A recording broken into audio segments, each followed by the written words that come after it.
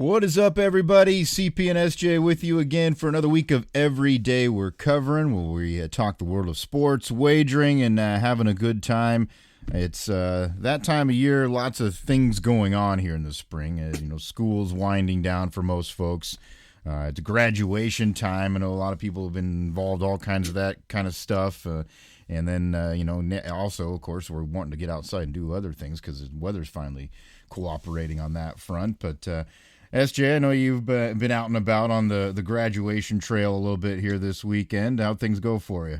Oh yeah, not too bad. Just gotta, get that squeeze in as much as you can in the smaller window as you have sometimes, because like you said, even though there's that, still got other your responsibilities on a regular basis, and then also just like stuff seems to, I mean, it's like you have 16 different things going, but it all has to be like on the same weekend. So that always makes it kind of crazy. Like, you have games or whatever you might be, or just stuff to do. And, you think, oh, I'm going to enjoy this weekend, which is fun. I had a good time and all that, but you kind of feel a little wore out by the end of it. And it's ready for a break from the break. And of course, what do we know? Monday's right a few hours away now. So that's always nice. Yeah. Reality always comes and kicks us in the ass more sooner than we want it to. And I know how those things go. We've got a couple of parents in our office, that have seniors that are graduating. It's like, you can just tell it's like frazzled time of the year. You get 8,000 things you're trying to accomplish and get ready for and prep, and you want everything to go right and all that. So, yeah, it's kind of wild sometimes, but hopefully it all went well for everybody out there, and they had a good time. And, of course, ultimate goal is that they're walking across that stage and getting that piece of paper so they can get the hell out of there too. That's it. That's the important part at the end of the day. Pay all those fees, right? Yeah, it's money that needs to be spent, but it does it adds up there after, especially when you're talking about getting that next paper, if that's the goal. No I don't even. I mean, it was enough when back in our days, and I can't. And just it's just crazy when you kind of look at the numbers now with that higher education price. Yeah, that's definitely something looming in the back of my mind with having a couple of children. It's like, wow. I went to the cheap school and I thought it was expensive back then. Yeah, cheap's always kind of like a relative term with that. It's like, well, it's not exactly cheap, but compared to some of these places, it's a much better deal there. Yeah, crazy stuff. All right, as we get rolling though here, we of course always like to give a little shout out to some beverages. And I've got one to give a shout out to here for you this week. It's funny because I know I did my little challenge or whatever and didn't drink for a while. And buddy, I went to his 40th birthday party yesterday. He did the same thing. We were in it together or whatever. And he started a little bit later than I did though. And so then he ended yesterday for his 40th birthday party. So of course, going to have a few celebrating that. But anyways, we got to talking about stuff, and it's just kind of funny how, you get in the habit of certain things, and that's mainly what it's about almost sometimes, rather than what it is you're drinking. But I did find some good stuff here recently, of course, because I've been trying to, try some new stuff after you've been off for a while. But this one is from the fine folks over in Bondurant, Iowa at Reclaimed Rails Brewing Company. Not one of the bigger ones, I don't believe, in the state, but they're starting to pump out some stuff in this. For the first time, I've started to see more locations that have their stuff, in store. And this was one. It's a vanilla cream ale, and not bad. It's such a weird style for me because, of course, a lot of folks from the Omaha area are very familiar with the Infusion Brewing Company, the Vanilla Bean Blonde. That was kind of their locally famous brew. And this isn't very different from that. And it's just such a style that's like, I don't know, it's like right on that line of like, if you like super love it, or I think probably don't like it at all, I guess is the way I feel about it. My wife had one and she's like, oh, I actually really like this. Cause she's normally like a dark beer person. She doesn't tend to like anything that's on the light side. But this one, she did enjoy, and I do too, but it's one of those things also, I think, where I'm not going to drink like a boatload of this stuff, because I think that vanilla taste at some point just kind of, I don't know, it gets a little bit too, I don't even know how to describe it. It's almost like it's too heavy on the tongue at some point, like that's all you're tasting anymore. But it is good. I mean, it's good stuff. I recommend trying it. But that's just kind of the way it goes, I think, with this style and with the vanilla. But 4.7%, that'll do. It's pretty good stuff. So shout out to Reclaim Rails. Yeah, I mentioned not having much time, so it got away from me. Wasn't able to snag it down, but I will mention over the weekend did sample a few things, and one that I hadn't tried before. I'd had some of their beers before, but the Alaskan Brewing Company, their amber was on tap. A place I was at, and I hadn't had an amber for a while. I was like, oh, that sounds good. And I mean, kudos to the pour there because that mug was frosty. So I love it. I mean, I'm sure you do the same with like my extra beer fridge or whatever in the basement. I just keep mugs in there, just because of that. Just that frosty mug. I don't. No, even if it's like, oh man, all I got left over is what's the cool thing to do now is say bullpen night and show all your old beers, on social media, and that's like what you're drinking tonight. So as far as that goes, when you do have to kind of go to like your leftovers or just maybe somebody's been over and they brought something and just left it, and might not be something you drink, but you're like, I got to clean out this fridge at some point. That frosty mug kind of kicks it up there where it makes everything tastes a little bit better when it's that cold, to me at least. Yeah, that no doubt, and that is a good beer. I think that's probably the one that maybe Alaskan is almost most known for. That's good. That's good stuff. I know that. All right, so that's what we're shouting out as far as beverages are concerned. Let's get into a few topics. We got a few things to talk about here for you with this week. As far as the actual sports, we'll start with the playoffs in the two major sports that are still going on here. The NBA and the NHL. We'll start over on the basketball hardwood. And I was a little bit shocked by this the other night on Friday night. Just the fact that the Knicks just kind of blew the doors off of the Celtics in that last game. Not that I didn't expect the Knicks to win this series, and especially given the circumstances, with the injury to Tatum. But, boy, they just jumped out on them hard early, and it was like it wasn't even a contest. It sucks from a fan's perspective, a casual fan, because you want to watch something that's decent. But, Knicks put an impressive show on there, and they certainly are looking like a pretty tough team to knock off here at this point. Well, that was surprising, especially on the heels of how the last game went. It was almost like a flip of the script. Like, of course, Knicks had the advantage once Tatum went down, and even when he was playing, like, they kind of pulled a few games, from when snatched victory from the jaws of defeat or whatever, if you will, and just kind of did that. So there wasn't. I know a lot. It's kind of we mentioned before, and stinks, at least from my perspective. It's like, well, Tatum went out. That's why they won the series. I do think the Knicks probably were the better team regardless. It kind of maybe magnified. The result probably wasn't exactly what would have been if Celtics were at full strength. But I mean, Golden State, we talked about them. They had their issues too, and everybody's got some injuries they're dealing with. So that's just part of the game. But it was a little bit of, like you said, a tough watch, just because you're like, oh man, it's not much drama here. But I mean, don't tell that to the Knicks fans. I don't know if you saw videos of them out in the streets after that game, but they're raising some hell New York style. And I was like, I mean, it's cool, dudes haven't been in for a while, and I know there's kind of, it's just one of those cities where it's like basically love it or hate it. But I don't necessarily like many of the other franchises there, but I was kind of, especially the time we grew up, the Knicks just had that squad of like Ewing and Starks and friggin' Anthony Mason and even later on with like Larry Johnson and stuff towards the end of his career. Like I just thought some of the players that they've had I've kind of liked. So I was like, it's cool to see them have some success, but you got to remember this is only the Eastern Conference Finals. We still got a little bit more work to do there. So I was a bit surprised to see them, but I guess it just shows you how long it's been, because they were just looking for a reason to celebrate, and why not? It seemed like it was all pretty nothing too over the top, just having some fun and being happy about being in the moment.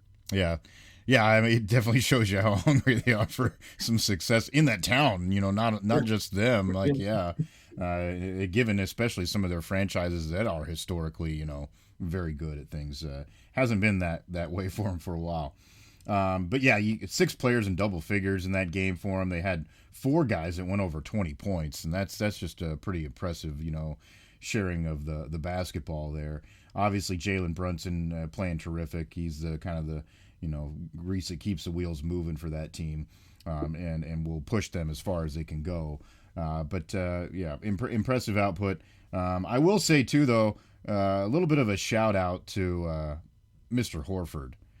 He played 26 minutes in that last game. Like, this dude's been playing forever.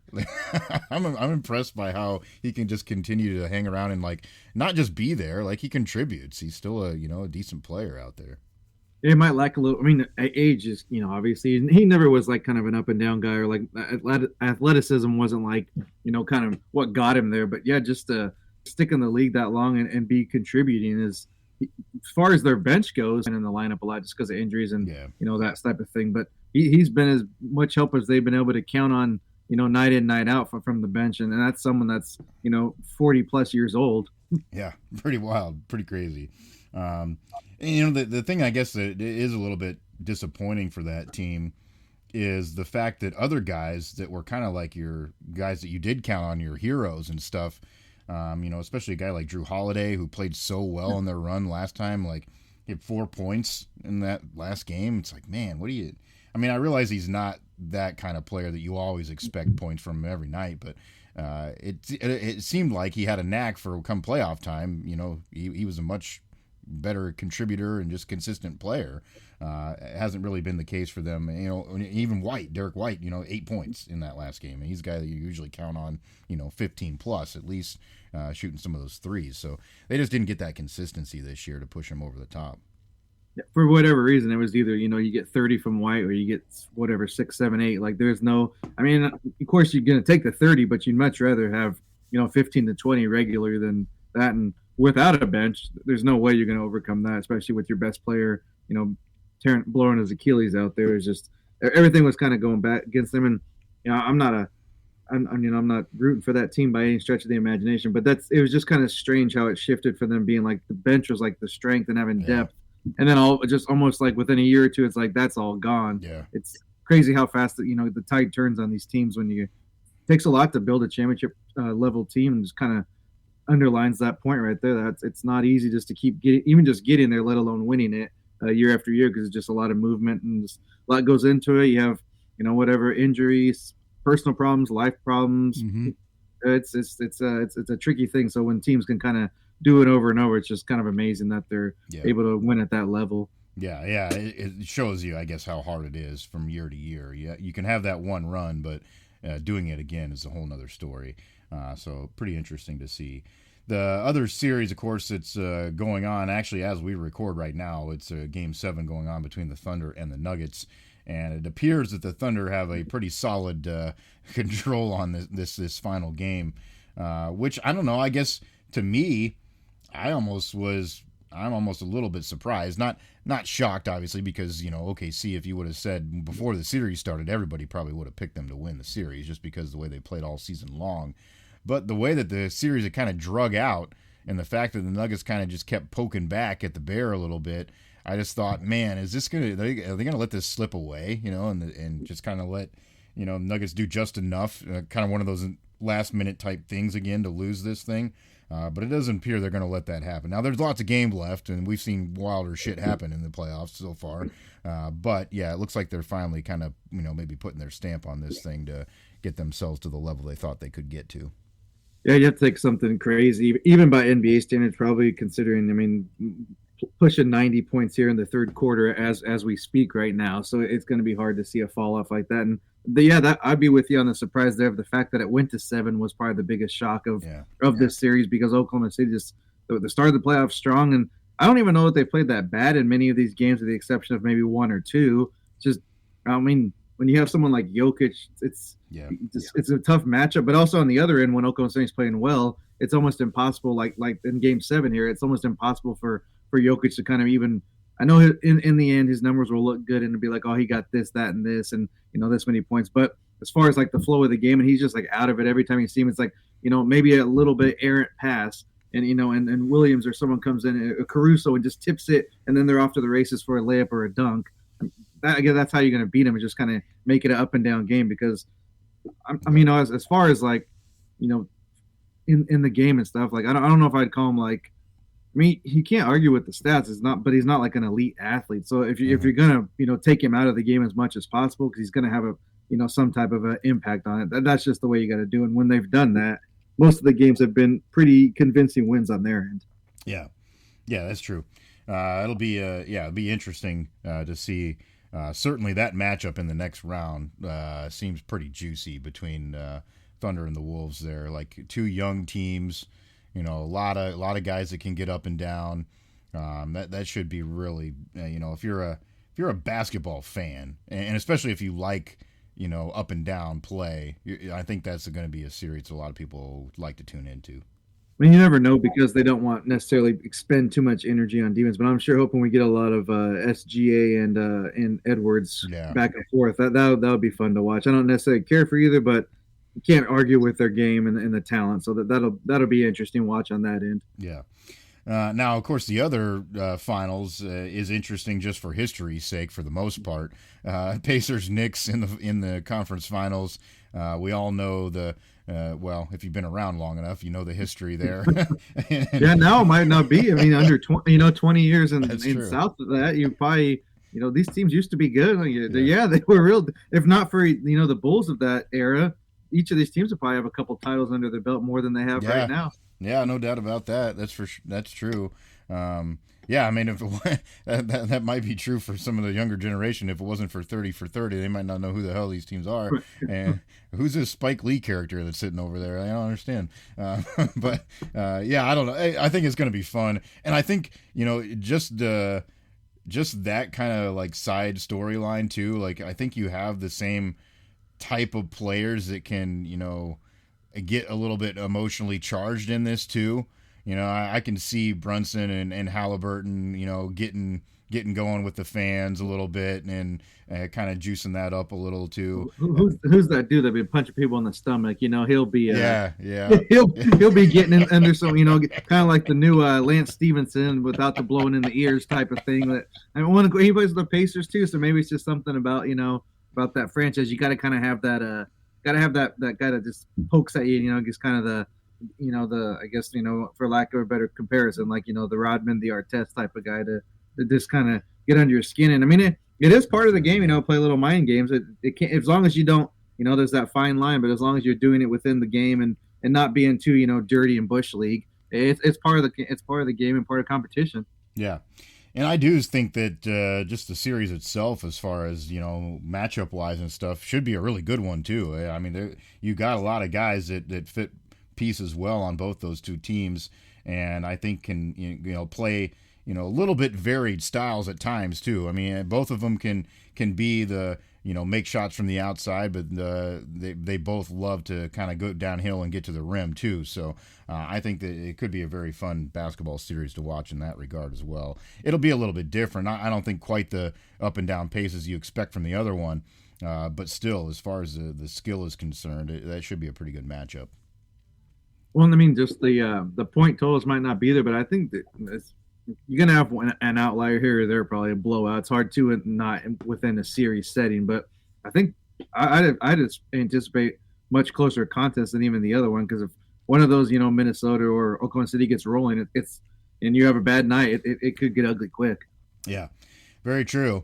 So it should be fun to watch as far as the NBA. I guess from a personal standpoint, I don't know whether it's because I've just had more time, or I don't know what it is, but I have been a little bit more intrigued with this playoff run than other years for some reason. And I guess, yeah, maybe that's not explainable from a basketball standpoint, so to speak, but it does seem like I think it's caught on a little bit with some of the guys and some of the names that are out there, that made a name for themselves here recently, especially. NHL-wise, Stanley Cup playoffs, we've got a doozy tonight. I'm hoping to get done with my tasks here fast so I can get back and watch Game 7. No better than Game 7 in the Stanley Cup playoffs, and certainly no better than the defending champions against a team that has been historically just burdened with not getting to the next level when they so desperately want to. Maple Leafs and Panthers playing tonight, and it's in Toronto. I mean, that's the icing on the cake there. So this is going to be a hell of a game. And I don't know. I honestly don't know which way it's going to go. You obviously have your hesitations with Toronto just because of the history and the bad luck that they seem to have following them. Can they get that cloud to go away for a game, at home to win in advance? Like you said, it's still not the ultimate goal, but it would certainly for that franchise be a huge step if they're able to win.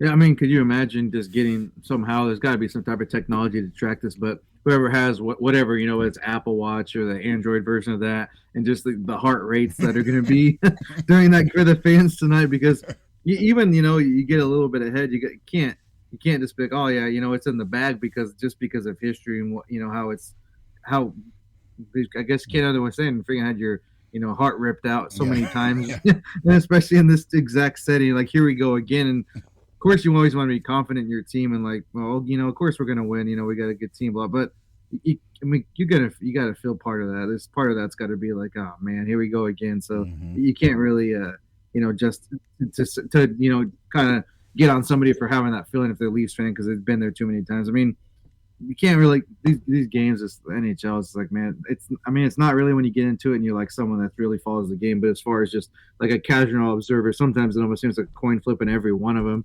regardless of seeding. It's just any which way can happen. If I was gonna mess with something, probably just go like on a total goals, like taking over on a Florida or something like that, because their offense yeah, has been pretty hard to stop, and not necessarily guaranteeing a win, but if you go like over 2.5, I'm looking at one of the books right now. That's minus 140, so that's not terrible. yeah, You want to bump it up to maybe 3 goals or 4 goals or something like that. You get plus money. It seems a little bit high, but if they are to win, they've done so in pretty I guess as far as hockey goes, blowout fashion. yeah. 5-0, 5-1. hmm So you get 5 goals and you get plus money. I mean, who knows? Maybe they lose 5-4 and then you still win. So, Yeah. just look at that goal totals. If I was going to do some, just because, man, you'd almost want to pick Toronto just because you'd be like they're due, but Yeah. that's hard to do as well. I mean, right now they're getting a goal and a half though, so I mean, I guess you could take them to cover that, but Yeah. Yeah. just be tough to do either way Yeah. with them, just because of there's too much there. It's too much of a history. Yeah. I'm certain that their fans are not because they do not want to jinx that bad boy right Oh there. no. But yeah, interesting. It would be interesting. That's a game, I guess, where if you were able to see some more of the like betting analysis and compare it to other game sevens, how different is it? Because I just have a feeling you've got a lot of that where there's like this hesitation from that fan base to even touch it. Like so, I would guess that the money coming in is going to be odd compared to most of those situations. But I don't know. I could be wrong. It's intriguing that for sure with the history there. The other thing too is like whoever they're going to get to play has been sitting around for a long time. Carolina Hurricanes wrapped it up already with their victory over the Capitals in a 4-1 series back on the 15th. So what they've already had 3 days right now of rest, and they're going to end up with three more, probably 2-3 more to get them going. So that's certainly an advantage for Carolina, and that's a team that plays 1,000 miles an hour. So they probably need that more so than anybody else, maybe. The other series, of course, have been. Some teams have had a little bit longer rest as far as the Oilers are concerned. They were done on the 14th, winning their 4-1 over Vegas. So now they're getting ready to take on the Dallas Stars, who just won last night in overtime over the Jets, 2-1 to win that series 4-2. That was interesting, kind of a little bit back and forth. I did think that Dallas was going to carry some of that momentum from the previous round and be able to win that series, and they did. So they're an interesting team. That'll be a fun series too. I think Oilers and Stars. Stars seem to have a little bit of that, underdog type mojo a little bit this year. And then of course Edmonton's another one of those teams that, with the talent that they've had, been waiting around to like realize that full potential. So that's going to be a fun series to watch. Now, if you do get Toronto to move on too, I mean, they're going to be an awful lot of people, especially as you move further north in the geography. They're going to be begging for an Edmonton-Toronto finals. I mean, that would just be something else. I can't imagine what they'd have to do with the capacity of those plazas to be able to fit the people outside to watch these games, but it certainly would be fun. But those are going to be good series, and certainly tonight we expect some fireworks there in that game 7. That'll be a lot of fun.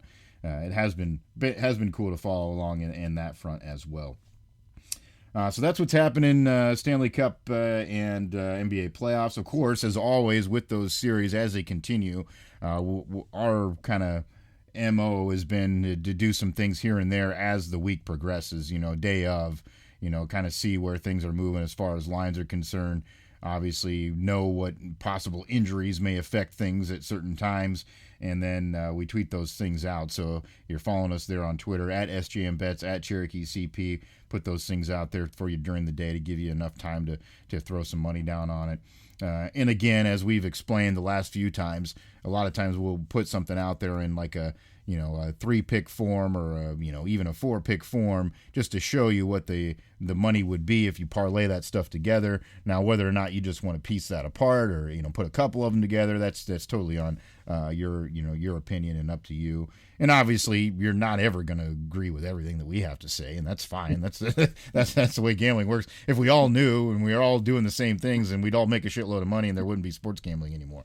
Well, yeah, if we had we knew 100% accuracy, we probably wouldn't be telling too much. We'd just be off making money. So, but yeah, it's just an insight to how we look at things, and also just never going to be offended or bothered if you're like, I don't care for this, because unlike a lot of other out there on the called the gambling Twitter, I'm never going to proclaim to be like, oh, this is a lock. I know, guarantee this, guarantee that. Like, it doesn't work like that. No. And half the time when people are putting these picks out there, these whatever you want to call it, the specials and all that, it's like they're getting some money up front from these companies, and obviously we're not doing that. So just we'll try to make some money and try to help you along with us. Yeah. So make sure you're following along there, and we'll give you that stuff as it goes along. A couple other things that we wanted to touch on here this week. One story that, of course, one thing that's been interesting to follow, I guess, this weekend for some folks. I admittedly have not had followed this tournament as closely as some others, but the PGA Championship happening this weekend at Quail Hollow. Again, like we said earlier, as far as just the general life stuff, it seems like everything crunches together, at one time. And you got NBA playoffs, you got NHL playoffs, you got the PGA Championship, and then, of course, all the normal things that are happening in the world of your life, they maybe preclude you from paying attention. But the PGA Championship is going on final round as, of course, we record. And Scotty Scheffler, no surprise, is another guy that's banking to try to win this thing. As we're recording, he's up a shot on Jon Rahm. And got a 3-stroke lead over the next couple of guys that are tied down there below. I will admit, and I biffed this, I did look on Friday, kind of midway through the day on Friday, and was like, okay, what's this look like? Because, we talked about that before with golf tournaments. Sometimes you kind of just wait till what's it looking like for that weekend cut, how's somebody playing the first couple of days, and then out of the top 10 or 15, who's the guy you think can make a move. And it would have been a pretty damn good play at the time, because Scheffler, I think when I looked at it, was hanging around that like top 15 spot. He was sitting, I don't know how many strokes back, because of course, there's always one guy that has like the perfect first day and who shoots 5 shots better than most of the field, it seems like, and then they come back to crash into reality the next round. That's just the way it goes. But he was hanging around there, and I'm looking at names, and I'm like, man, that, of course, he's just so consistent. He's so good that would be somebody to take a flyer on to move up that board a little bit. And boy, it's looking pretty good right now. So I'll admit I kind of missed the boat on that one. Actually, just pulling the trigger, but looking like he's got a good shot there. Should be a fun finish. Now, there has been some other things going on around the golf too that I've noticed. I didn't look into this too far, but I did see a tweet yesterday. A little interaction between some players and fans has started to creep up a little bit more and more in this golf world. Now, I mean, I think most people understand the tradition and like the decorum that you expect at a golf tournament. Like, we're not there to like. But the difference between Happy Gilmore is just a movie. It's not supposed to be a reality show. Yeah. The difference between a college football game and a professional golf tournament probably couldn't be as far from each other as possible. But it seems like those lines are starting to blur a little bit because you get some people that are just they're bold enough to just say things whenever they feel like it. And of course, you're supposed to be quiet, especially in those certain moments. I even get annoyed with the people that say things right away after somebody hits a tee shot.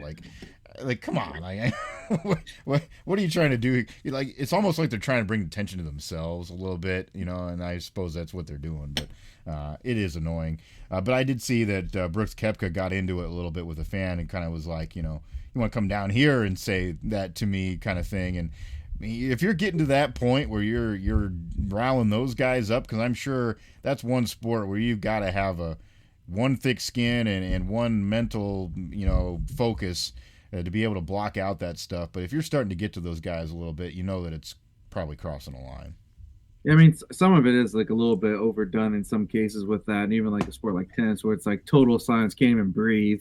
Mm-hmm. But you also understand why in certain situations it does need to be quiet because kind of focus in the moment, and you also got to have someone to be able to not say it's not going to be the same for everybody across the board. You can't just be yelling it's in the hole after one guy hits it like every single time. So that's understandable, and even then it's like, if someone is yelling, it's like you got to either be, something that was like way over the line as far as like what the content of what you said was, or it's just happening so much that it's too much that you got to say something. Because usually when you're kind of even in a sport like that, when you're competing on something, a lot of it is just like naturally blocked out because you are so locked into what you're doing. But of course, some stuff makes it through because I just you're playing and stuff, or you ask somebody like, "Hey, did you hear me yell to you?" If you're coaching a team or something, and they're like, "Oh, I didn't hear that," just because your brain's like does different things. Like you're like you're nervous, you're anxious, you're excited, like all at the same time. So that factors into like a little bit too much of some of the fans. It's like across all the sports. This is the latest example. It's like almost like at some point we got to the point where like just give you a free reign to do whatever the hell you want just because you paid for a ticket or a pass or whatever that you have to get into the event. Yeah, and well, I don't know. Eventually, I guess I don't know what the answers are. I mean, obviously, you have to do something to some of these people if they are crossing a line to set an example and just say serious about not letting this stuff just fly by and be okay. Like, obviously, people can still do it, but there has to be consequences for doing it to try to, at least discourage it a little bit. So I don't know. It'd be interesting to see where that stuff goes from here. And like you said, this isn't a one sport issue; it's a societal issue. Yeah, you almost have to kind of spell it out, I guess, and just be like, I don't know what they call it, the quiet stick or whatever they hold up, when they're about to hit. Like if you say something when that's up, you're automatically out. Mm-hmm. Like, or if you say these words profane, then it's like that's it. Because that's the only way to be like, well, this guy did it, and he didn't get thrown out, now I am type of thing. So, because obviously they're going to act childish if they're doing things like this. They're not just going to accept their punishment and just say, oh, okay, I'm out of here. So, you almost have to just spell it out and be like, can't do this, you're gone, no questions asked. And, maybe that's needs to be the case with some of the other trash talking sports too, because I know, like we said, I know it's expensive and you're taking time out of your life and doing this stuff, but no one's making you go, and you kind of, I don't know, you should know how to, act like an adult. I would think at that point, especially if you're going to go shell out that much money, just, enjoy the event and, then have a story to tell about it that's not about getting kicked out. yeah. When you're impacting the actual events, then I think that's when it's a problem. Like you should not be part of, the discussion or the story afterwards. That's for sure. I would like to know what was said though, like if it's one thing or a lot of things, because sometimes it's like, I don't know this guy's history too much, but there is some players in some leagues and sports that there's a little bit soft when it comes to that too, though. Like it's not always just somebody like talking bad about your family or something. Sometimes it's just I'm pointing them out for just like, I don't know. I remember a couple of times. I believe it was a golf event, if I'm remembering right. Maybe it was tennis, but someone taking a picture, which obviously that's probably not allowed anyways. But the sound's on, so they hear the click thing and say that messed them up. Like that's a little bit touchy there, a little too much rabbit ears, at least from the athlete on that side for me. Yeah, that's true. There is a line there for sure. Interesting. This is kind of taking a left turn here, but you brought it. Something you said might as well. Yeah, let's do it. Made me think of this too. I just think that it's an intriguing thing from an athlete standpoint, I guess, and especially a young athlete standpoint. Because you mentioned, did you hear me say this? Like my wife just said something the other night when we were out at a baseball game, and she's like, some of these poor kids, like, you're hearing something from like 10 different people at the same time, and like, how do they know which which one they're supposed to listen to? And I was like, that is a very solid point. Well, I mean, if you especially them being the coach, or you get a close look at them, and they're just, their eyes are just like, I don't know what to do, like panic. It's like, well, that's why they don't know what to. They're just totally, and of course, a lot of people get caught at the moment. No one's can say that they've never done this and kind of gone over the top for in certain situations, but just don't make it a habit. But yeah, you're right. It would be hard to know, like, what am I supposed to do? Because you got the coach telling you this, and then you got mom or dad telling you this, and then the grandparents are saying something else, and then the overzealous dad who thinks he should be the coach is trying to coach on the other side. So yeah, it's a little tricky, and that's just at youth sports, let alone all the chaos of like a high school, college, or even like pro level. That just the sound, they always it was used to be a cool thing. I think they still do in certain instances, but like the decibel level. But could you imagine trying to like, perform at the highest level with like, whatever 100 somewhere, like a jet engine blowing in your ears the whole time through? So that's a whole nother curveball there. Yeah, it's just I guess an interesting part of competition in general, and I think it, especially when you're talking about the younger athletes who are learning. They're eager to soak up information from people. But yeah, when you're hearing two different, plus things at the same time, you're like, okay, which one am I supposed to do? And it's because, there are times you can tell just from, if you pay attention to sitting in the stands, that, okay, that is exactly opposite things of what somebody just said. Like you're telling, one person's telling them to go, throw it here. One person telling them to throw it over there. They're out there like, what the fuck am I supposed to do? And then by that time, the kid's on base and safe because he still can't make a choice. So yeah, crazy stuff. I don't know. It's interesting, certainly. I don't know. I guess I haven't had this happen yet, I guess, but I would think that it's probably not a bad idea for some coaches as well, just to have a small discussion with their team or their entities, like, hey, this is kind of what we will do throughout the game, just to give you an idea of what we're trying to give to them, and we'd appreciate if there wasn't contradictions to that or whatnot. I don't know. I mean, obviously you can't force people to do whatever, but it certainly is an interesting little wrinkle into especially that world, like I said, where they're learning and developing. And I guess, looking back as a kid, maybe I just didn't ever focus on it, but you don't remember a lot of that, I guess, down the road, But I think in the moment, certainly, there's probably some of that. They were, after the game, the kids are like, God. What do you want from me? Just a damn kid. Yeah, interesting. It's back to the golf a little bit. There was another interesting little wrinkle of a story in this too, and I think this also kind of goes to the whole golf is too many rules kind of thing.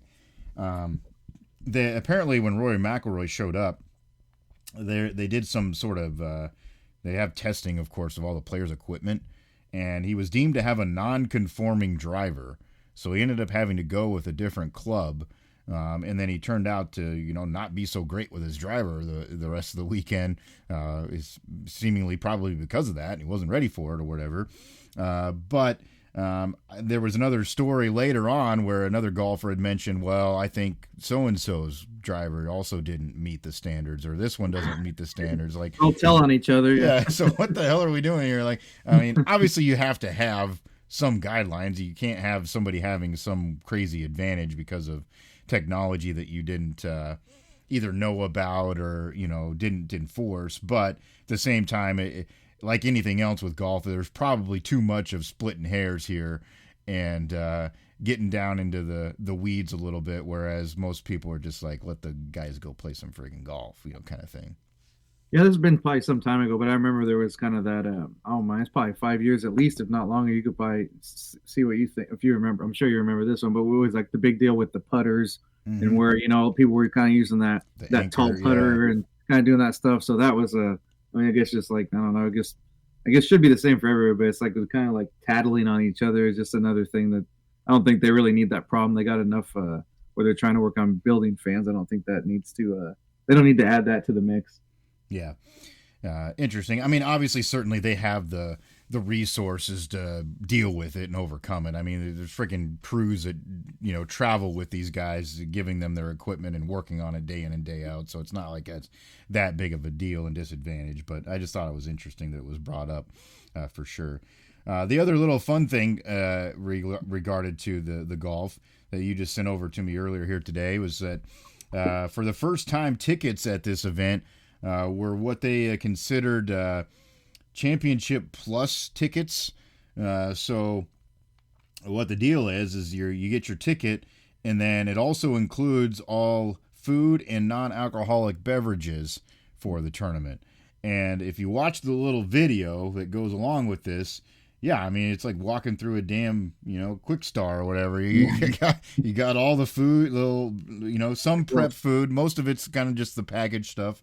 But then, yeah, all the drinks you could ever imagine, little Rice Krispie treats, bags of chips, whatever. You got it all there. Not a bad idea. I guess when it comes down to the financials, I'm sure somebody's figuring that out, and it makes sense why they're doing this. But it certainly is a kind of a change in the way that we see things.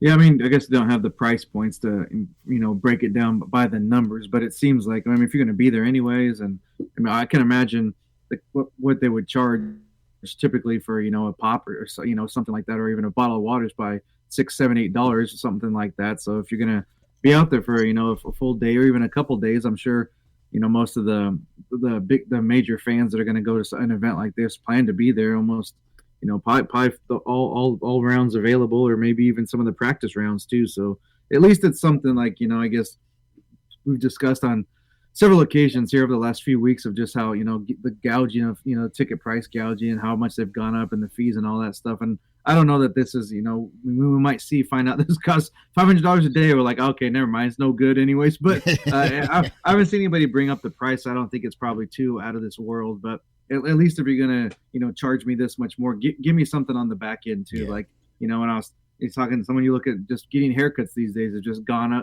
through the roof, just, barber's typical rate. And, but I know a lot of places they'll, give you like, it doesn't have to be beer, but they might have beer. They might have a drink for you, just a bottle of water, whatever, just some extra services along with that. If they're going to, put the price up, at least kind of match it with what you're getting on for a return on your investment. Yeah, that makes sense. It's I don't know. There certainly seems to be a lot more of that like unique approach to how we're packaging things together or what's included when you do buy a ticket kind of thing. And I think that's probably going to continue to morph.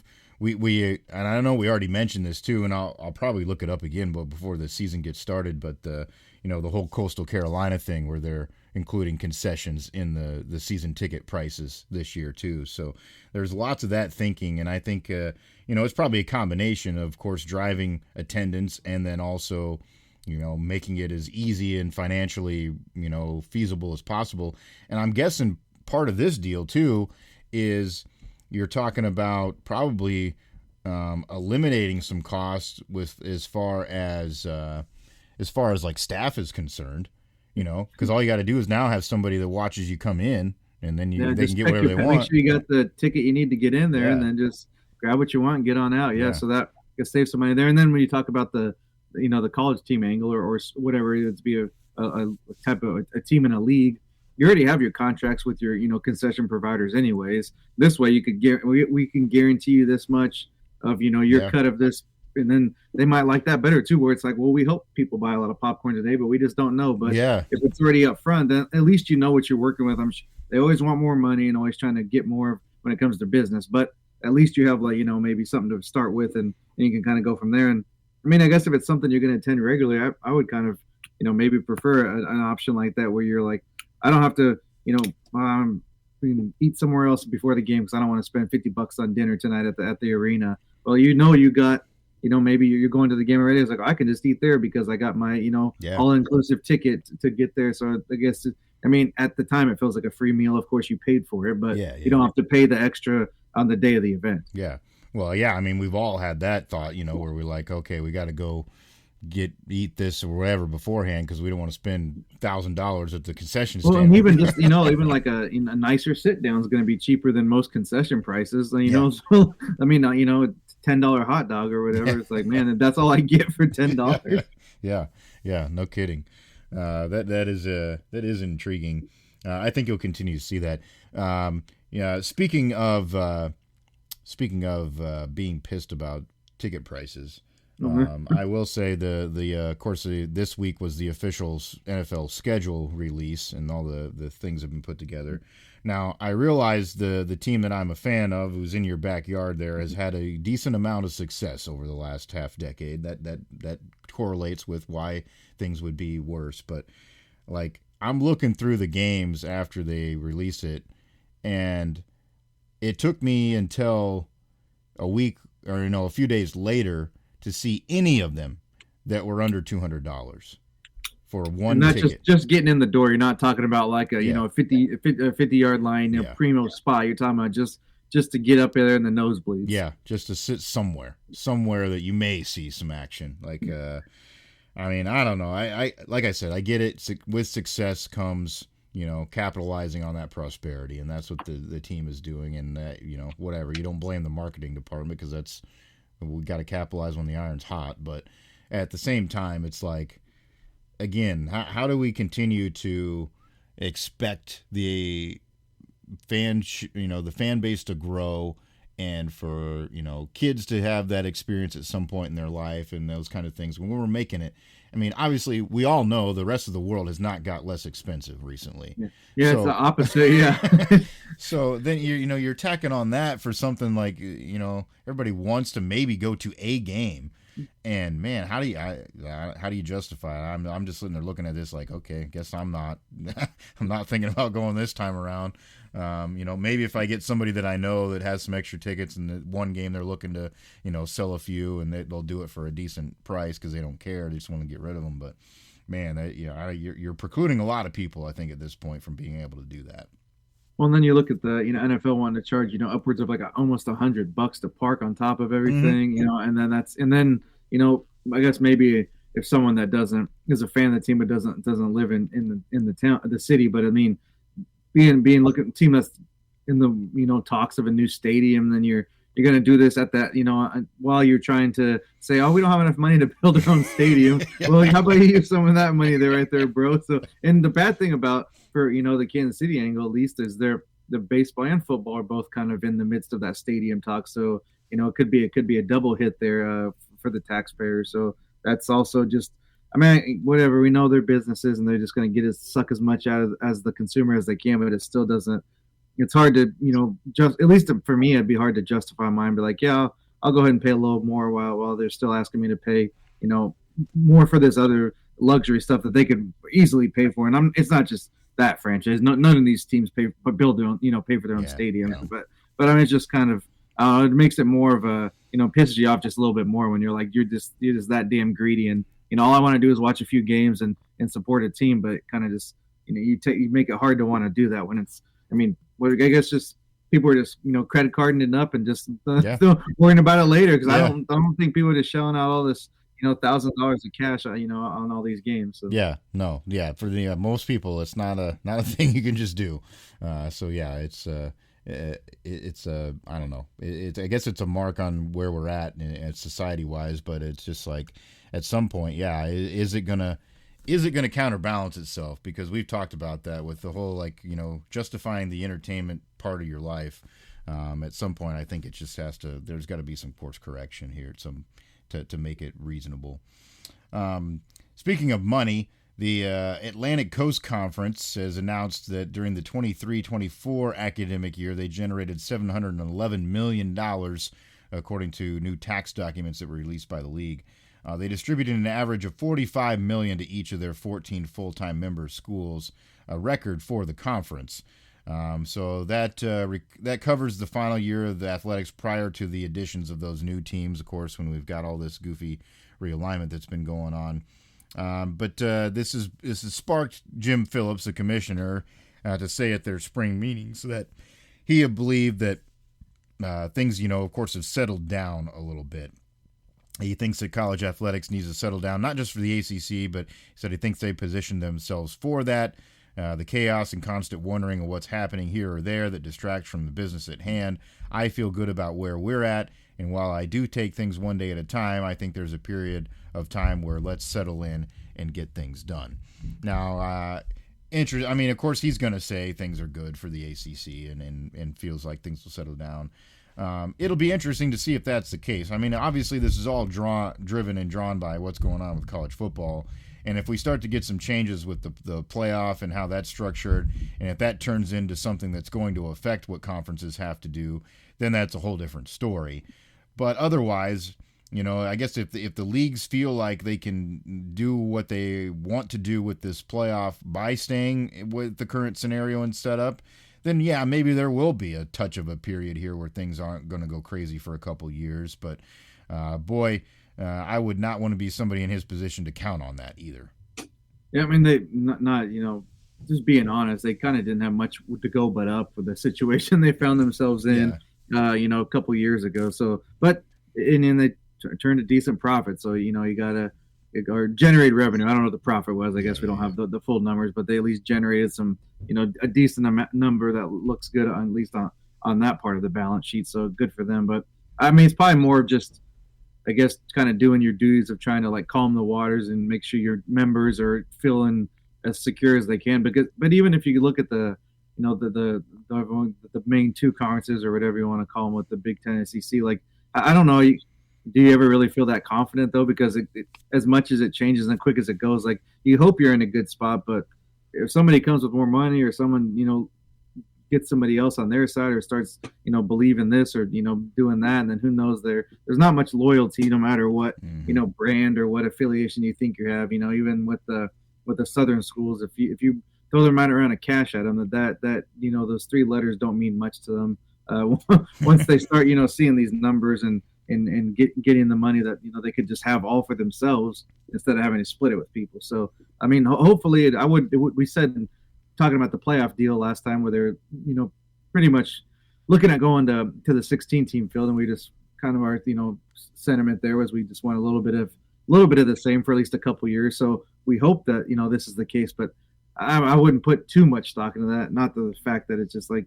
nothing against the individual themselves. It's just like no one can say with certainty, no matter who's from top on down, whoever the quote highest ranking official is within these things. It's like no one tomorrow is a new day. It's everything. Something comes up and you hear something like, what are they talking about? And then next thing you know, it's happening. So there's no way to feel safe or confident about anything with the landscape the way it is. And it might just continue like that. It's not, there may be no end to that. It may just be what you have to get used to and adjust it as the changes come at you.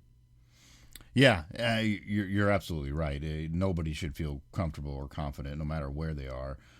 But yeah, certainly in some of those other situations, and in that league in particular, just because of the media situation mainly that they got themselves into, makes it a little bit more unsteady and untenable for the future. We'll see how that shakes out. Just was interesting though that they felt good about at least where they were at for the time being. Speaking of goofy college football things.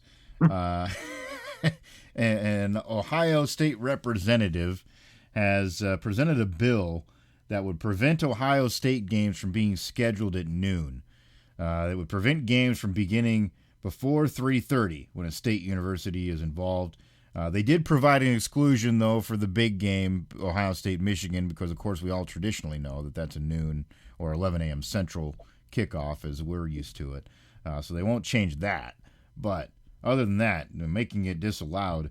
And I read through a little bit of this, and like the penalties are just like ludicrous. Like, they would charge the league a $10 million fine, and good luck getting that. Yeah. Good luck catching on that one. Yeah, and then it would also preclude the universities from associating with the leagues that try to impose those situations. So basically it's saying you would just kick yourself out of the Big Ten if they decided that you're going to play a game before 3:30. Like, okay, yeah, that's going to happen, dumbass. Like, well, and even, I mean, obviously the person that wrote this bill or proposed doesn't really get how things work, because it's not really the schools that are setting the times at all. And the fact that you don't want to play at noon, where, like, I know they have the Big Ten Network, but that's owned by Fox too. So Fox is like your main TV partner. And that's their whole thing. I know a lot of people made fun of it and stuff, but the big noon kickoff is like their deal. That's what they want to be their big game of the week. Mm-hmm. So you're going to tell the people that are, largely responsible for each team getting $50+ million a year in that TV revenue. Like, no, we're not going to play at the time you want us to play. It's not going to work like that. Now, I guess it's just, I don't know, some, whatever.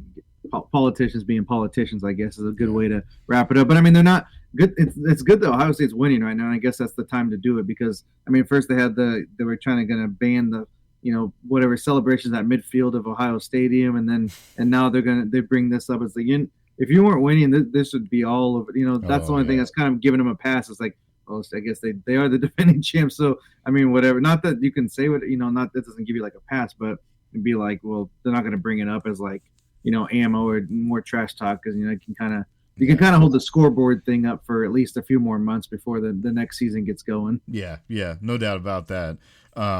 Yeah, so it's funny because it says the violating the law would incur a $10 million fine against the host team's conference or the television network, depending on who scheduled the game, is what it says.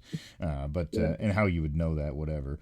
But then the other stipulation would be too is if both teams were ranked in the top 10 in the AP poll, then they wouldn't be allowed to do this.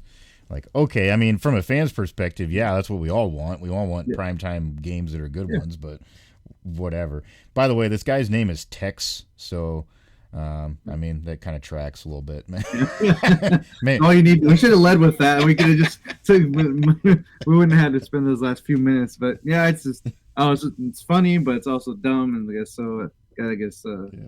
Gotta keep their name in the news somehow. I suppose. I don't know. It's a good laugh for sure.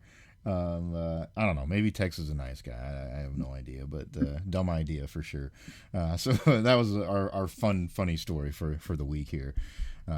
Yeah, we'll that won't be the last one that Ohio State brings up, I'm sure. They give us good comedy. We'll say that at the least. Well, like to throw, as long as they're not throwing bottles on. In the middle of the game, then. So I mean, there you go. It keeps adding up. All right, that's what we kind of had on our slate here this week for you. We will, of course, be checking in on those future series that we've got going on, the NBA, NHL. We'll keep following along some other things as well, especially when it comes to some fight cards. I know SJ was doing that for you this past weekend too, so keep following along on Twitter. You're going to find us there at SJMBets, at Cherokee CP. Those are the handles to get a hold of us, and then let us know if you see anything that you like or any strategies you feel like are working well for you, those types of things. We'd love to hear that. If you have any beverage recommendations, we're always on board with that too, so get in touch with us. That'll do it for this week of Every Day We're Covering. That's SJ Munoz. I'm Chris Parks. Thanks for joining us for another week of the show. We'll see you next time for some more covers.